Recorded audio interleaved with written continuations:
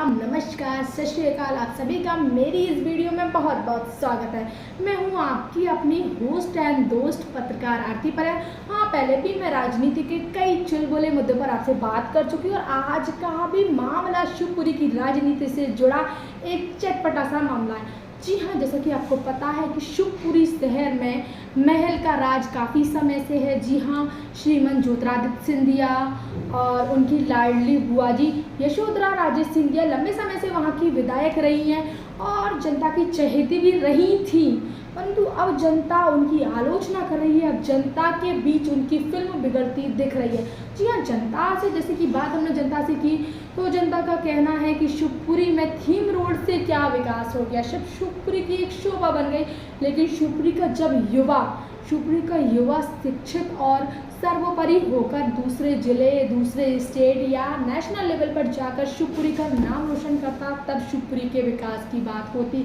आज शिवपुरी का युवा बेरोजगार है, शिवपुरी का युवा नशे का आदी है। शिवपुरी का युवा इतना नशे का आदी है कि शिवपुरी को आज नशे का घर कहा जाने लगा है। जी हाँ, जैसा कि आप सभी जानते हैं, आप शिवपुरी में रहते हैं, बाकी आप हर एक चीज़ से वाकिफ़ हैं। तो ये बात करते हैं जिला कांग्रेस की। यह कांग्रेस में अभी शिवपुरी में जो राकेश गुप्ता जी हैं, जो पूर्व में बीजेपी के उपाध्यक्ष रहे हैं, जिला उपाध्यक्ष पद पर रहे।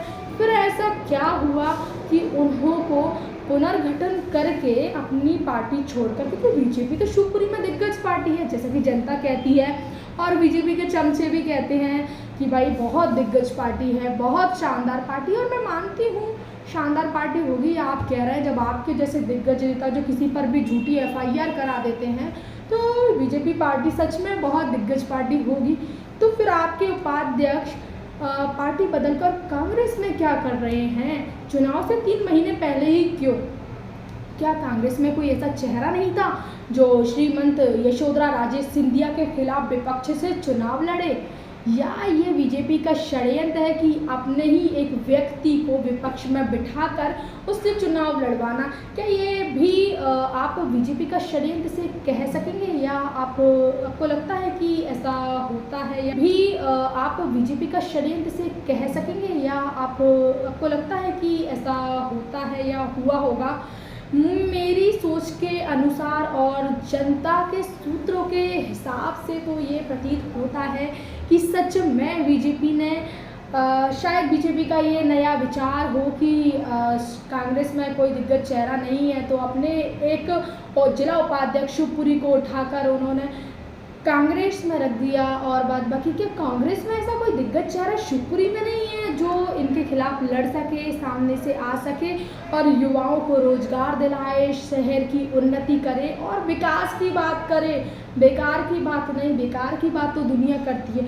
शिवपुरी में ज़्यादातर मुद्दों पर लड़ाई होती है, हिंदू मुसलमान, समाज, धर्म, जाति, ऐसा वैसा, लेकिन कोई मुद्दे पर बात क्यों नहीं करता है ना? कोई भी नेता, कोई भी पत्रकार या कोई भी वक्ता कोई भी बात नहीं करता है मुद्दे की बात पर।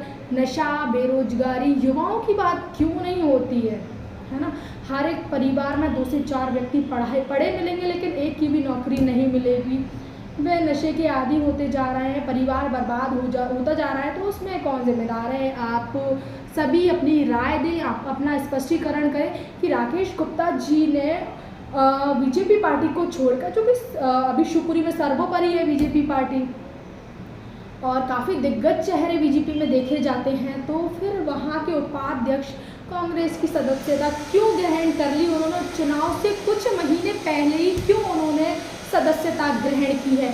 क्या ये भी बीजेपी का षड्यंत्र है कि अपने ही व्यक्ति को सामने से चुनाव लड़वाना है ताकि फिर से बीजेपी की सरकार आ सके? इस पर आप लोगों की क्या राय है? आप क्या मत देना इस चीज़ को चाहते हैं? मैं पत्रकार हूँ, मेरा काम है आपके सामने मुद्दा रखना, मुद्दे की बात करना।